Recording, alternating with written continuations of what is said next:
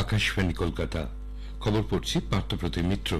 প্রথমে বিশেষ বিশেষ খবর।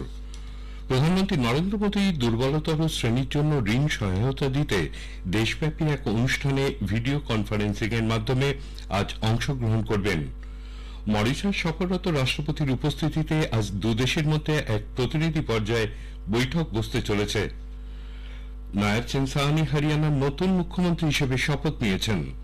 সরকার ফার্মাসিউটিক্যাল মার্কেটিং প্র্যাকটিস বা ওষুধের বিপণন ব্যবস্থার জন্য একটি এথিক্স কমিটি গঠনের সমস্ত ফার্মাসিউটিক্যাল সংস্থাকে নির্দেশ দিয়েছে।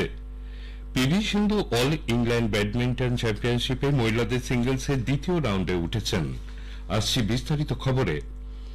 প্রধানমন্ত্রী নরেন্দ্র মোদী দুর্বলতর শ্রেণীর জন্য ঋণ সহায়তা দিতে দেশব্যাপী এক অনুষ্ঠানে ভিডিও কনফারেন্সিং এর মাধ্যমে আজ অংশগ্রহণ করবেন। প্রধানমন্ত্রী সামাজিক উত্থান এবং রোজগার আধিকারিক জনকল্যাণ জাতীয় পোর্টাল পিএম স্বরাজেরও উদ্বোধন করবেন। সমাজের দুর্বলতর শ্রেণীর 1 লক্ষ তরুণ শিল্পোদ্যোগীকে ঋণ সহায়তাও প্রদান করবেন। এছাড়াও প্রধানমন্ত্রী তপশিলি জাতি, উপজাতি, অন্যান্য অনগ্রসর শ্রেণী সহ সমাজের দুর্বলতর শ্রেণীর সুবিধাভোগীদের সঙ্গে বিভিন্ন সরকারি প্রকল্পের বিষয়ে মত বিনিময় করবেন। প্রধানমন্ত্রী গতকাল ফোনে ব্রিটেনের প্রধানমন্ত্রী ঋষি সুনকের সঙ্গে কথা বলেছেন। সোশ্যাল মিডিয়া পোস্টে শ্রী মোদী জানান, দ্বিপাক্ষিক কৌশলগত অংশীদারিত্ব আরো শক্তিশালী করতে দুই দেশ সহমত হয়েছে। মুক্ত বাণিজ্য চুক্তি দ্রুত সম্পাদন করতে একসঙ্গে কাজ করবে দুটি দেশ। 2030 সালকে সামনে রেখে ভারত ও ব্রিটেনের মধ্যে বাণিজ্য, বিনিয়োগ, প্রতিরক্ষা, নিরাপত্তা, প্রযুক্তি সহ অন্যান্য ক্ষেত্রে সহযোগিতা বৃদ্ধিতে উভয় পক্ষই সন্তোষ প্রকাশ করেছেন। সিএএ নাগরিকত্ব কেড়ে নেবে বলে বিরোধীরা যে অভিযোগ করেছেন, কেন্দ্রীয় স্বরাষ্ট্রমন্ত্রী অমিত শাহ তা খারিজ করে দিয়েছেন।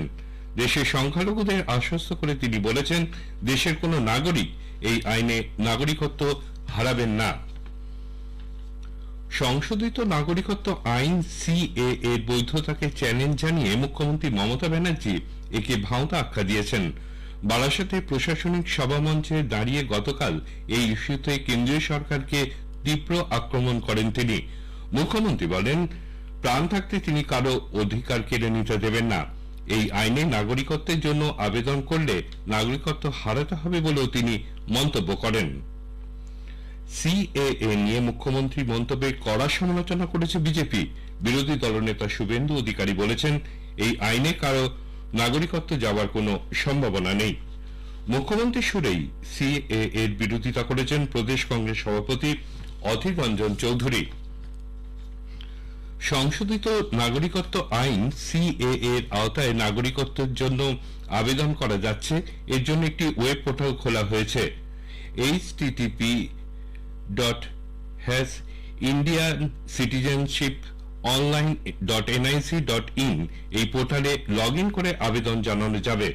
এছাড়াও কেন্দ্রীয় স্বরাষ্ট্র মন্ত্রক একটি মোবাইল অ্যাপও চালু করতে চলেছে। সিএএ 2019 নামে এই অ্যাপের সাহায্যে আবেদন করা যাবে।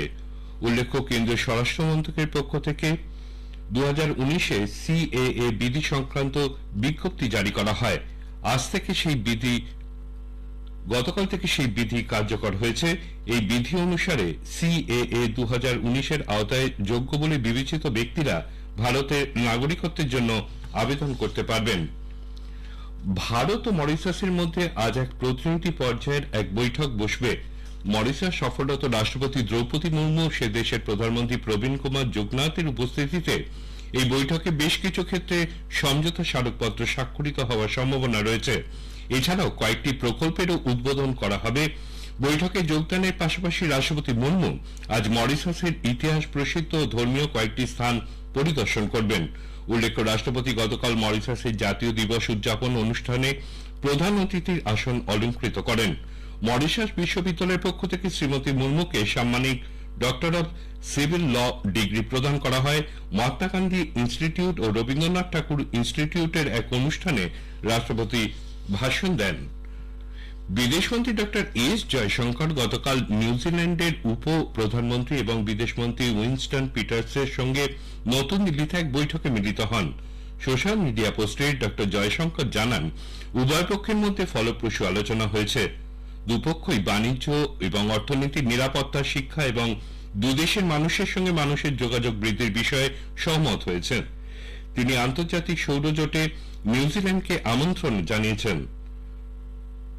দুই বিদেশমন্ত্রীর মধ্যে রাষ্ট্রসংঘের নিরাপত্তা পরিষদ এবং কমনওয়েলথের পুনর্গঠন বিষয়ে আলোচনা হয়েছে। নেপালে ক্ষমতাসীন জোট সরকারের প্রার্থী নারায়ণ প্রসাদ দাহাল জাতীয় আইনসভার অধ্যক্ষ পদে নির্বাচিত হয়েছেন। সে দেশের ন্যাশনাল অ্যাসেম্বলি অধিবেশনে গতকাল ধ্বনিভোটে তিনি জয়ী হন।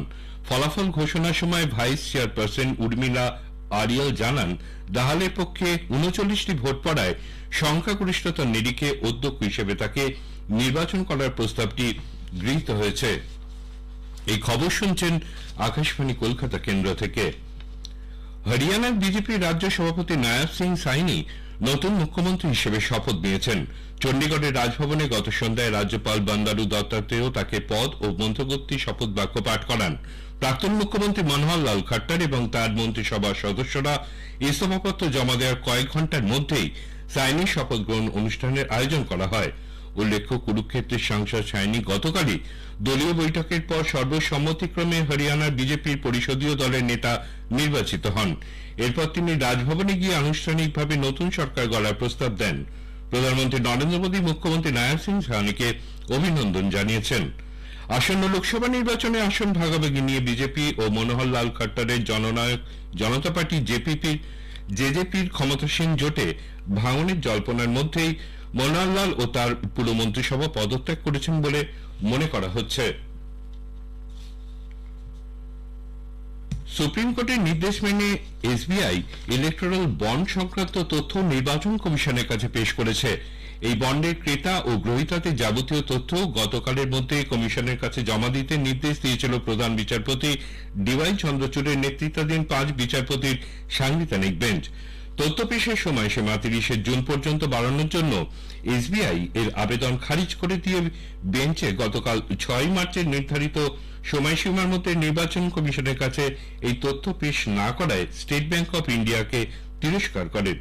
কমিশনকে 15 মার্চ বিকেলের মধ্যে সব তথ্য আপলোড করতে হবে। আসন্ন লোকসভা নির্বাচনের জন্য কংগ্রেস 43 জনের দ্বিতীয় প্রার্থী তালিকা প্রকাশ করেছে।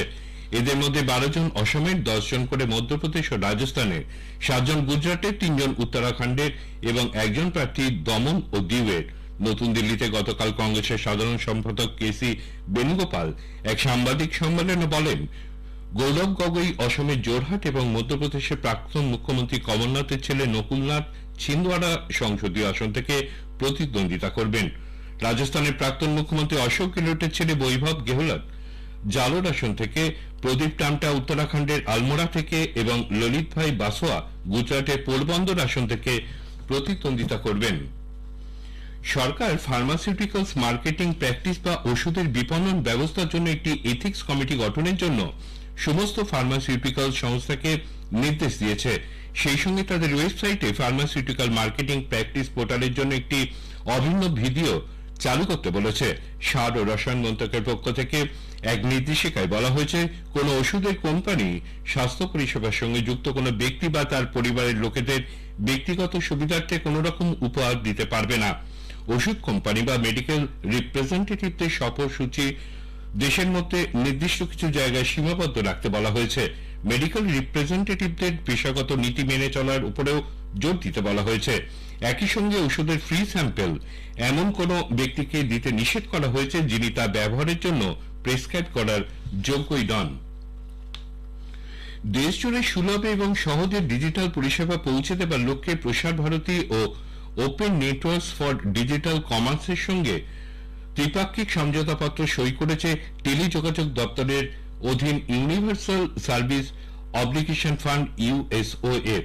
গ্রামীণ ভারতে ওটিটি ও ই কমার্স প্ল্যাটফর্মের সঙ্গে ব্রডব্যান্ড পরিষেবাকে যুক্ত করতে এই সমঝোতা।